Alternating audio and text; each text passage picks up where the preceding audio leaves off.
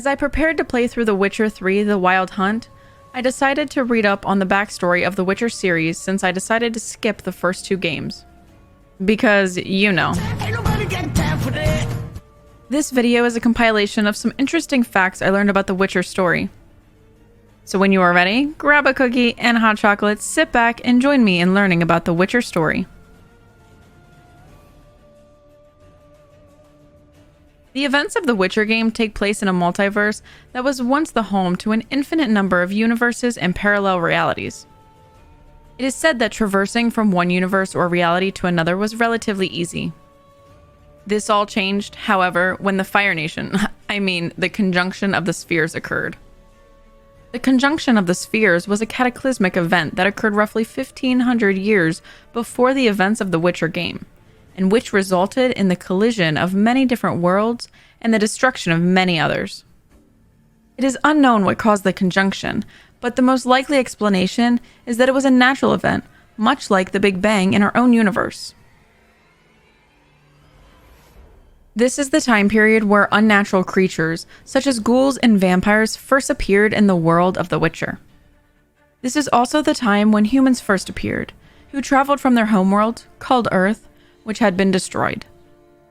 According to elven lore, humans destroyed their own world, but because elves disliked humans, it is difficult to know whether this is completely accurate. But let's be honest, none of us would be surprised if humans destroyed their own world.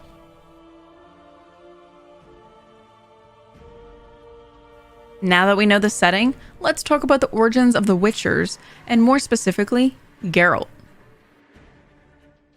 So, what exactly is a Witcher? A Witcher is a skilled monster slayer with certain supernatural powers, created through cruel and often fatal experimentation and training. Witchers were created with the sole purpose of dealing with the large number of monsters that arrived in the world at the same time humans did. Mages were thus tasked by rulers to create magic-wielding warriors capable of dispatching the monsters quickly and efficiently. After much experimentation, Witchers went from failed experiments to the most successful warriors in the land. They became so successful at eradicating monsters, in fact, that rulers and churches began to spread propaganda to diminish public trust on Witchers, as they became concerned of their growing power. The propaganda was successful, and Witchers became the new terrifying monsters in the eye of the public. The number of Witchers diminished greatly during this time. It is during this period of anti-Witcher sentiments that the events of the Witcher game take place. There are a few shared characteristics that distinguish a Witcher from a regular human. First and foremost are the eyes, which are cat-like in nature and grant Witchers with the ability to see clearly in the dark. Second is the Witcher Medallion, which aids in detecting monsters and is shaped to represent which of the 5 schools the Witcher belongs to. In the case of Geralt, for example, his medallion is in the shape of a wolf's head, indicating he was trained in the School of the Wolf. Other distinct characteristics of Witchers include their inability to bear children, rapid healing, and high resistance to poison and disease. And of course, their superhuman speed, reflexes, and strength. It is also said that Witchers are unable to feel any emotion.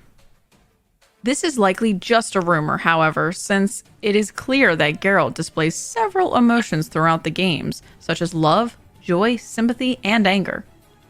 Well, he's at least cranky when he can't sleep. It'll grant me wishes. It's in this lake somewhere, and I can't sleep!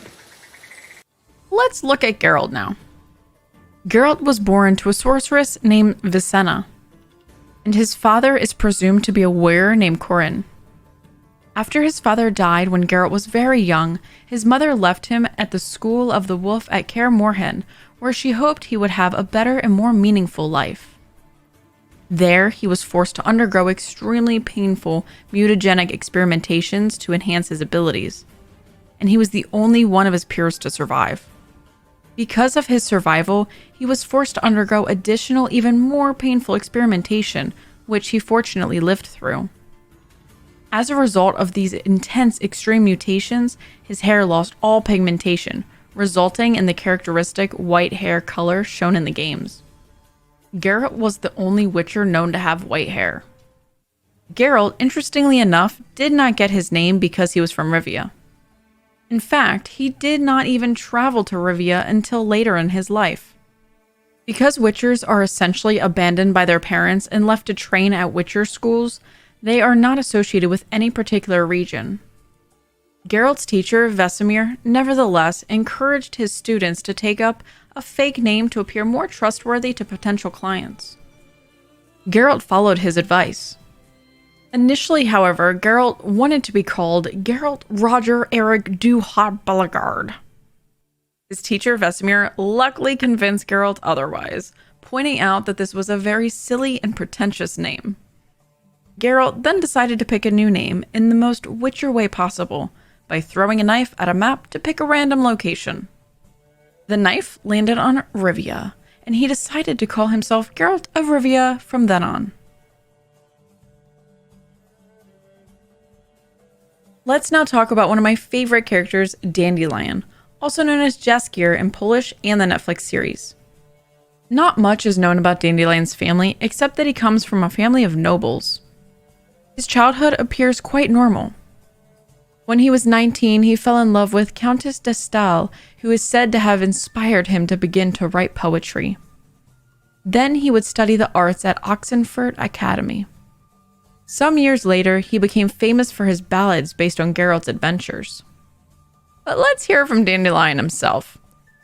In his own extremely humble words, "I would wager anyone that you, dear reader, are a person of culture and taste, and therefore already familiar with me, Dandelion, and the role I am to play in the following tale. Nevertheless, allow me to sketch a few lines by way of self-portrait for the sake of thoroughness. And in the event you have spent much of the last half-century in some dark corner where the light of my star has yet to reach. Born in 1229, a talented poet and troubadour, a graduate of Oxenfurt Academy. A frequent performer at royal courts, an unequaled lover appreciated. And in some cases adored by ladies worldwide, a skilled negotiator and a stirring orator. Such is the image of the bard Dandelion as painted by his friends and promoters. This image is, of course, somewhat overbright in its coloring. I personally prefer to think of myself as a dedicated artist in the thrall of his muse. One whose work has benefited immeasurably by the fact that I was, am, and forever will remain a close friend and steadfast companion to the Witcher Geralt. It is his fate I chronicle in this present work, and his story which I shall sing till the end of my days." Dandelion is always so humble. So, how did the inseparable friends Geralt and Dandelion meet? Apparently, the story is not discussed in much detail in the books. What is known is that Dandelion, being Dandelion, slept with a girl in a town called Goulet in Adem. Her 4 large brothers did not take this kindly, however, and began chasing Dandelion all over town, wanting to cover him in tar and sawdust. Luckily for Dandelion, he met Geralt then, who looked like he could handle himself should a fight ensue. Secretly, Geralt was glad to finally have some company during his travels. Aww.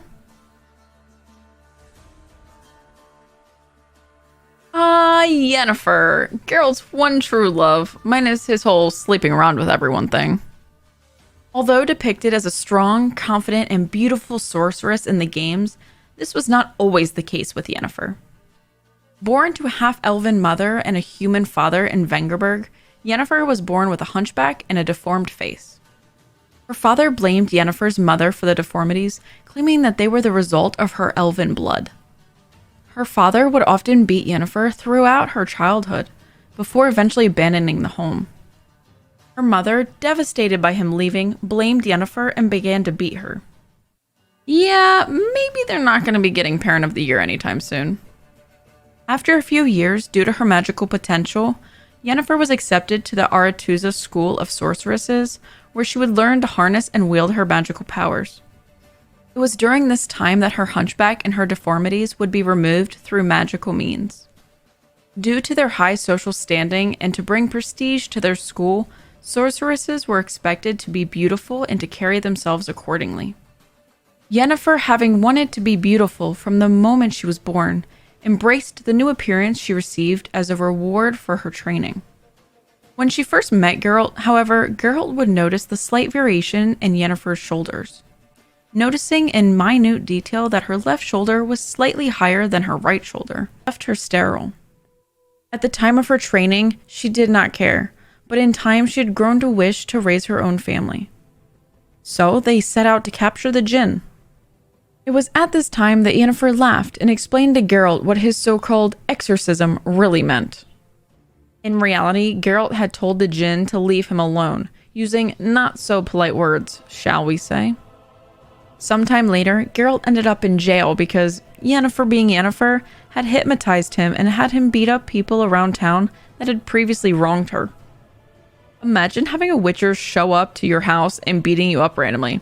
Yennefer is savage. Anyways, as Geralt sat in his jail cell, a guard approached and asked if he had any last wish. Geralt said that he wished the guard would burst into flames, and what do you know? The guard exploded. Geralt, like everyone else, was speechless. During Geralt's trial soon after, Dandelion appeared in the crowd and shouted that it was his last wish for everyone to believe that Geralt was innocent of the crimes. But his wish didn't work. The djinn began to destroy the city, and Geralt realized the djinn was not bound to Dandelion, but to him. That explained his two earlier wishes coming true. The first for the djinn to leave him alone, and the other for the guard to burst. He also realized the djinn would try to kill Yennefer, after he made his last wish for trying to capture it. It was at this moment he looked at Yennefer and momentarily was able to see what Yennefer used to look like, a hunchback. He didn't care, however, and wished for him and Yennefer to be bound by love forever. This ensured the djinn could not kill Yennefer, and it left. And so their love, though turbulent at times, began.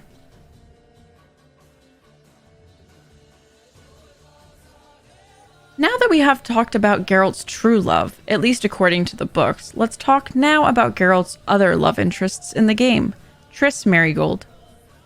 Very little is known about Triss's childhood. What is known is that she was born and lived as a child in a city called Maribor. At some point during her youth, she showed great magical potential, and she was thus sent to Aretuza. It was while studying to be a sorceress in Aretuza that she would meet Yennefer, where they would become good friends. After graduating, Triss would become a very famous and well-respected sorceress, considered by many to be one of the strongest sorceresses alive.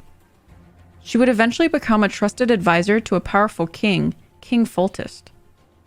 At some point, Triss learned from Yennefer about Yennefer's relationship with Geralt. She knew their relationship was turbulent, but she was jealous of it. Curious about the idea of having a relationship like theirs, Triss would put a magical spell on Geralt to fall in love with her. Naughty little Triss. The spell did not last long, however, and he eventually ended the relationship. But they would remain good friends up until the events of the games. Triss, however, never lost her desire to be with Geralt, as is very apparent in the games. Cheating Geralt.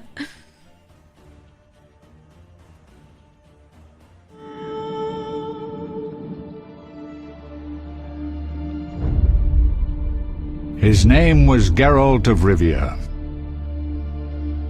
He was a witcher, a professional monster slayer. With some of the main characters in mind, let's now briefly summarize the events of the first and second Witcher games. From my reading of the series, it seems like the stories are separate and you don't necessarily have to play the first two games to understand the third. But why not summarize them? Let's start with the first Witcher game. The events of the first Witcher game begin with Geralt having lost his memory. You see, 5 years before the events of the game, Geralt, Dandelion, and other friends were eating escargot and drinking vodka at a tavern. You know, relaxing. All of a sudden, a mob attacked the nearby non-human district, inciting chaos. Geralt bravely attempted to stop them. During the commotion, however, someone stabbed Geralt with a pitchfork in the stomach, a fatal wound. Everyone believed Geralt had died. The game starts with Geralt being dragged to Kaer Morhen by a group of fellow Witchers after being found lost with amnesia. Triss arrives and is surprised, yet happy to see him alive. That is when a gang of thieves called the Salamandra attack. The Salamandra is a criminal organization group that wishes to learn all of the Witcher's secrets to create a new species of superhumans to survive what they believe to be a pending apocalypse called the White Frost. They succeed in stealing Witcher potions used to turn humans into Witchers. Triss, Geralt, and other Witchers therefore set out to track and find them. They all go their separate ways to cover as much ground as possible. Geralt sets out to a city called Vizima. He is jailed when he arrives at the city, as the guards do not trust him. After escaping through the sewers, he meets with Dandelion, who is surprised yet relieved to see Geralt alive. Dandelion explains to Geralt how he had quote-unquote died, and how everyone believed him to be dead. Per the good old days, they celebrate with lots of drinking, and some of Geralt's old friends join. Needless to say, they get completely hammered. By the woods can you see Wolf in all his might, grinning madly, wagging gladly, bouncing with delight. My oh my, what a sight! Why no melancholy? Must be that, still not wed, that is why so jolly. Ow, ow, ow! In the grass, can you see, Wolf just limps along, looking down, awful frown, crying like a dog. Why is this mighty beast so badly rampaged? Must be that, freshly wed, or lately engaged. Ow! Ow! Ow! Look at those beautiful graphics. Geralt and his friends get into a few shenanigans while trying to catch the Salamandra in Vizima. All of a sudden, a conflict breaks out in Vizima between the non-human species, like elves and dwarves, and the humans led by the Order of the Flaming Rose.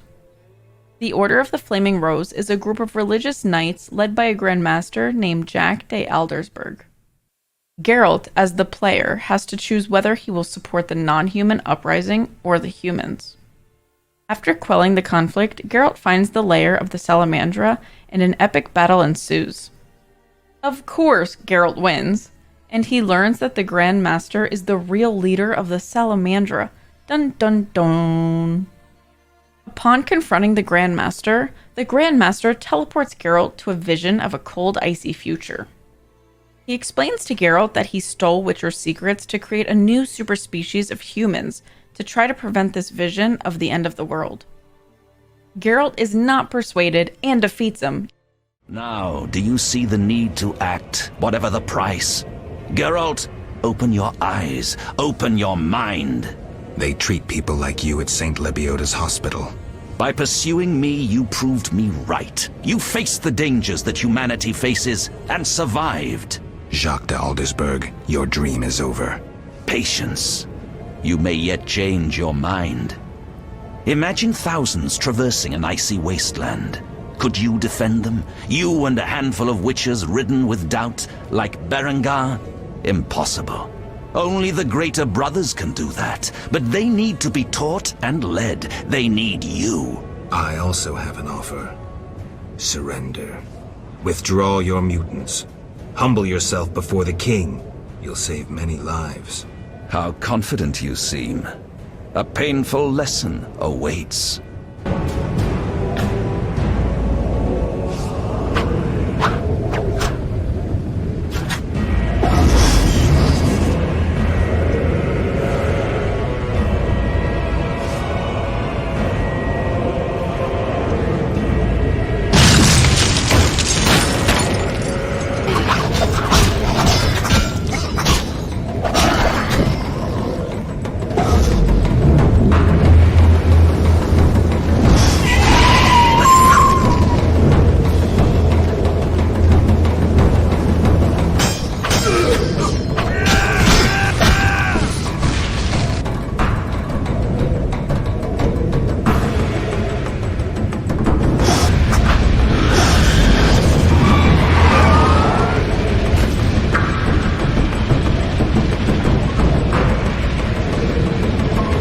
Salamandra is dying, soon to be a memory. Salamandra means nothing. It was but a particle of chaos, the tool of the madman you just slew. Your past, your destiny, the reasons for your resurrection all remain unknown. Words, words, words.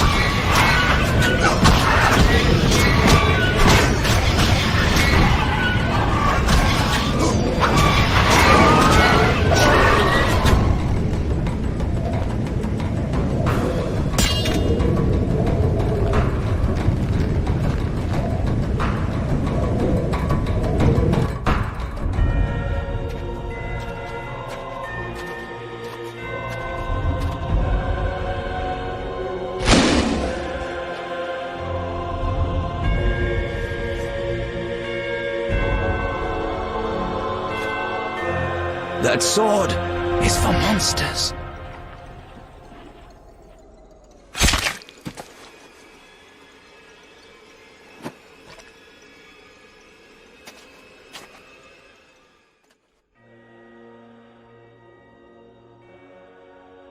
That is the end of the first Witcher game.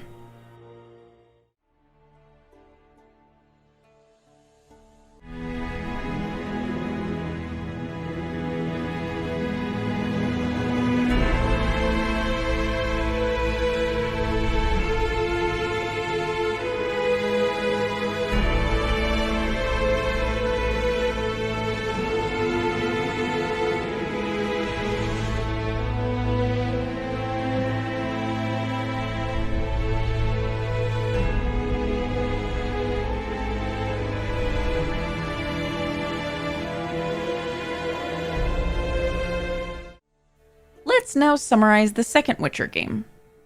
The second game starts with Geralt being accused of killing a king, King Foltest, who, as you will remember, Triss advised.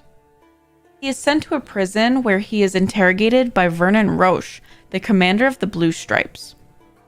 The Blue Stripes is a military organization, and it seems to serve the same purpose as the Order of the Rose in the first game, a group of humans at odds with non-humans. With the help of Triss, they break Geralt out of prison and set out to find who really killed King Foltest. They set course for the town of Flotsam. At Flotsam, Geralt finds Dandelion and his friend Zoltan at the brink of being executed. Of course. Luckily, Geralt convinces the town people to not kill them. Phew! Geralt then agrees to kill the Kayrin, a giant monster with tentacles that is disrupting the town's trade routes. He defeats it with the help of a sorceress named Ciel de Tanzerville, who turns out to be a bit of a two-face later in the game.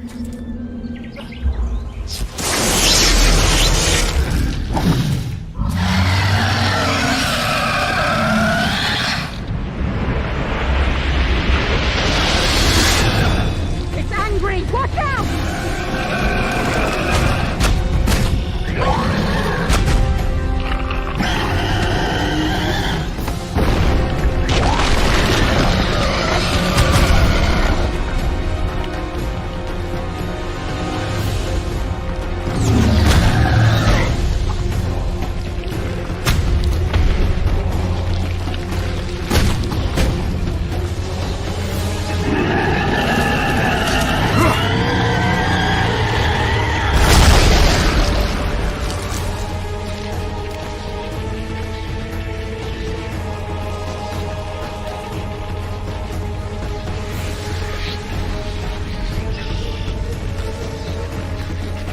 We did it. Anyways, just when things seem to be going alright, the true killer of King Foltest, a witcher named Letho, kidnaps Triss. Geralt thus sets out to find Letho and rescue Triss. Geralt arrives in the middle of a battle between the kingdom of Kedwin, led by a king named Henselt, and rebel forces, led by a warrior named Saskia, who is secretly a dragon. Ooh! But her mind is controlled by another two-faced sorceress, Philippa Eilhart. The player, as Geralt, chooses which group to side with. In any event, after helping one side, Geralt discovers that the two sorceresses, Ciel and Philippa, are actually working with the King Slayer Letho. He then sets out to a city called Lochmoin to find them. After finding them, Geralt arrives at a meeting of mages and rulers, who are attempting to establish a new magical ruling body known as the Conclave.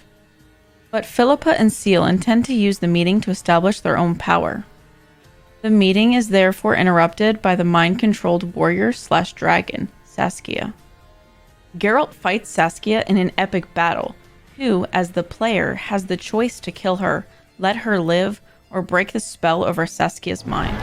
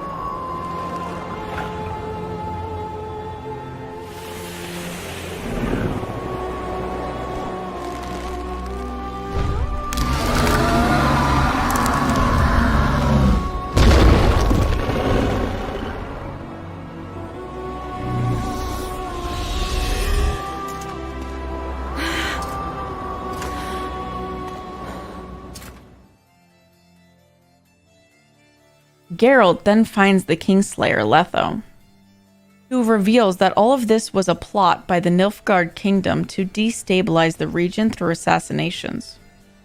This is done in preparation for an invasion, which explains the Nilfgaardian invasion in the third Witcher game. Letho agreed to all of this in return for his Witcher school to be rebuilt. Geralt then has an epic fight with Letho and defeats him. You're a fool, Letho. Both you and your Emperor are forgetting one thing.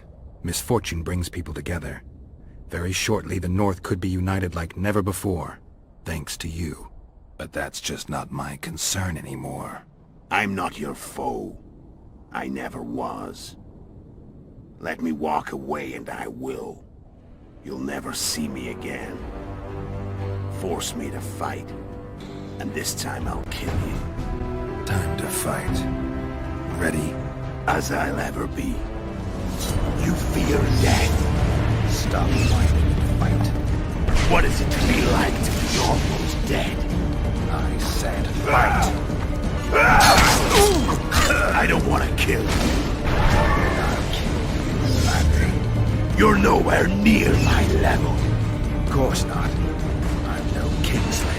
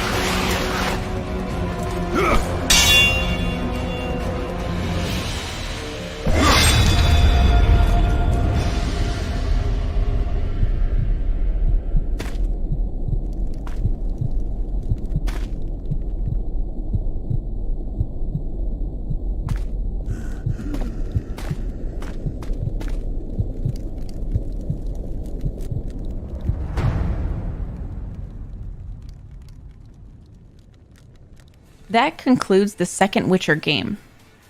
Hopefully with this backdrop, you will have an easier time understanding the events of the third Witcher game, if you're lazy like me and don't really feel like playing the first two.